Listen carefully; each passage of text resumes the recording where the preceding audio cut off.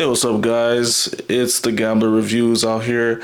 I just got back from seeing Christopher Nolan's The Odyssey literally an hour ago, and I'm just here to review my first reactions. Now, The Odyssey, I think, is a really good movie. It's probably not my favorite Nolan movie, but it is definitely a spectacle that you have to check out in theaters. You guys mostly know the cast and the characters, so I'm not gonna run through all of them, but I will say that everyone performed perfectly. Everyone did what they needed to do.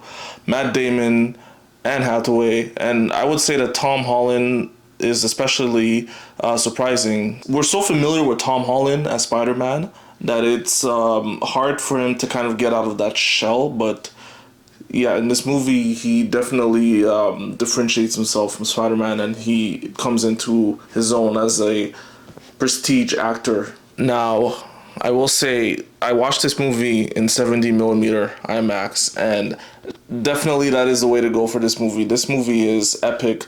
The visual, I don't even know how much of it is visual effects, but everything in the movie looked completely real. Nothing looked cheesy or nothing looked fake. Christopher Nolan really is the master of providing you that realistic, lifelike spectacle. The movie does start a bit slow. It's putting, pieces out there for you to fill in the gaps, and the gaps do get filled. And you know what? Like, at first I was a little worried. At first I was thinking like, oh, this story kind of is not leading us anywhere, right? But trust me, guys, I think the third act of this movie is by far the best act of this movie, and everything just comes into place in the end, and it's a very cathartic ending. And yes, this movie, I think, will leave you satisfied no matter what. All right, guys. Now, this movie, it assumes that you already have read and you've been quite exposed to the Odyssey storyline already. For me, that's not really a con, but I do think that Oppenheimer does a better job of conveying the storyline to someone that is not familiar with the pre-existing story.